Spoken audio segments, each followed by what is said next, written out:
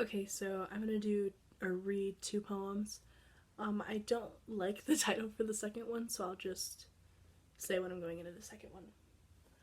The first one is called Once Upon a Yesterday. You're not eating morphed into me not thinking, morphed into me not eating, morphed into me being sick at the sight of food, or guns, or knives, or the color blue. Without either of us realizing it, I guess I became dependent on your existence, on your lungs, on your broken heartbeat. And now I'm confused on how to actually function without your breath in my hands and how to get rid of my need for you.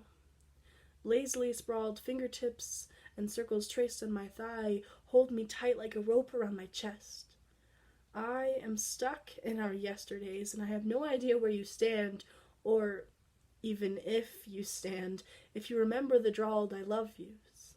Like, we had all the time in the universe to say it because we'd still mean it 40 years from now. Like, no matter what happened, it would never waver, and of course, like most things that slip from your tongue onto mine, it was a lie.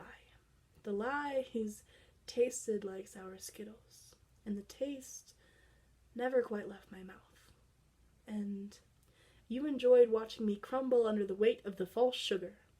You spoke like angels were pouring down from the heavens because of your words, and anything you said could never be wrong, but I learned too quickly that that was all fake, all a silly game for me to attempt to figure out, a way for you to slip away from me and not get caught. And this one's the second one. My aching apologies slipped from my sharp, difficult breaths into your chest, and you held them close as if they'd be worth something later. You tried to remind me of my importance, but now that I'm thinking with fresh eyes, I realize that it was a joke.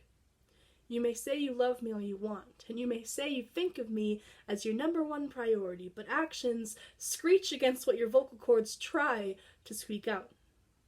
It seems to me that your body goes against everything you've told me, and sometimes, a lot of sometimes, I go back and close my eyes and wonder, who was that? You and me, or someone clawing from the inside out, trying to cause destruction and shattered reputations for us. Broken reputations that I can't get out of my head, and if I hear you're beautiful one more time, I'll probably lose my mind. And I know that sounds selfish, and I know that sounds egotistical and impolite, but if you heard a broken record of the person you once held in your heart, please, I love you. Please, I love you. Please, I love you. You'd probably be bitter too. And by bitter, I mean you'd hate the sound of compliments and love songs and the sound that trees make when the wind passes through. I want to say for sure that I hate you, and the sight of you kills me, but I, unlike you, cannot and will not lie. So you shall read and maybe understand the truth. I cannot stand being without you, but being with you makes my ribs shake and my stomach cry, and I don't want to feel that anymore.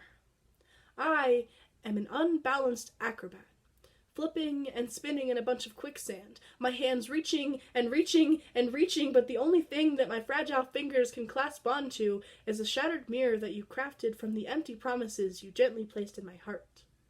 And my reflection is a mix of disgust and self-confidence. I'm not sure how you did all of this. You twisted my ego and flattened it, contorted. I now am stuck behind a wall of words. Mine and yours mixed together, creating this cheap plaster that my limp arms can't break. So I'll just sit on this cold floor that I don't remember getting to, and I'll keep your memory close. I'll hold you like I used to, but this time I'll do it without love. I'll do it for myself.